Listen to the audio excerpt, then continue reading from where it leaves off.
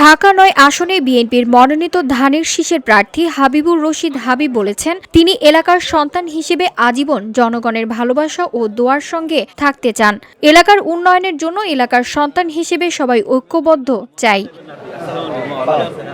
রবিবার রাজধানীর পূর্ব বাসাবো আল নূর জামে মসজিদে জোহরের নামাজ শেষে বিএনপির চেয়ারপারসন ও সাবেক প্রধানমন্ত্রী দেশনেত্রী বেগম খালেদা জিয়ার রোগমুক্তি কামনায় আয়োজিত এক দোয়া মাহফিলে তিনি এসব কথা বলেন।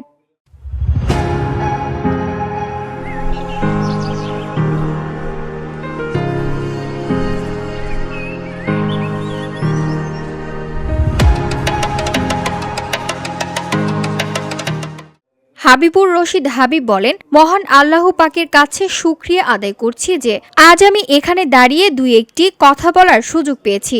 আলহামদুলিল্লাহ। আমি এই এলাকারই সন্তান। এখানেই আমার বেড়ে ওঠা, স্কুল, কলেজ ও বিদ্যালয়ের পড়াশোনা। আমার রাজনৈতিক জীবনও এই এলাকার সাথে সম্পৃক্ত। আমি এই এলাকার সন্তান, এই এলাকায় বড় হয়েছি। আমার স্কুল, কলেজ, বিশ্ববিদ্যালয়, আমি এই এলাকার থেকে যে লেখাপড়া করি, আমি এই এলাকায় বেড়ে উঠেছি। রাজনৈতিক জীবনও এই এলাকায়। আমি আপনাদের সন্তান হিসাবে আপনাদের ভালোবাসা চাই, আপনাদের দোয়া চাই। তিনি বলেন, আমি আপনাদের সন্তান হিসেবে আপনাদের ভালোবাসা ও দোয়া চাই। আপনারা আমাদের নেত্রী দেশনেত্রী বেগম খালেদা জিয়া, যিনি বর্তমানে অসুস্থ, তার জন্য দোয়া করবেন। পাশাপাশি আমাদের নেতা মির্জা আব্বাস এবং তার সহধর্মিণী মিসেস আফরোজা আব্বাসের জন্য দোয়া কামনা করছি।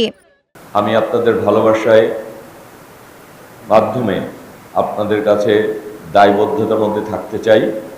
আপনারা আমার জন্য দোয়া করবেন, আমি যাতে ভালো কিছু করতে পারি এবং আপনাদের এলাকার উন্নয়নে আমি যাতে আপনাদের সন্তান হিসেবে আপনাদের পাশে থেকে কাজ করতে পারি। আমাদের নেত্রী দেশনেত্রী বেগম খালেদা জিয়া অসুস্থ, তার জন্য আপনারা দোয়া করবেন। আমাদের জনতা যারা মির্জা আব্বাস এবং তার সহধর্মিণী মিসেস আফরোজা আব্বাসের দোয়া করবেন। তিনি এলাকার উন্নয়নের কথা উল্লেখ করে বলেন, একজন এলাকার সন্তান হিসেবে আপনারা আমার জন্য দোয়া করবেন, যেন আমি ভালো কিছু করতে পারি এবং আপনাদের পাশে থেকে এলাকার উন্নয়নে কাজ করতে পারি। দোয়া মাহফিলে স্থানীয় বিএনপির নেতাকর্মী, মুসল্লি ও এলাকাবাসীরা উপস্থিত ছিলেন। BOD Bangla news desk.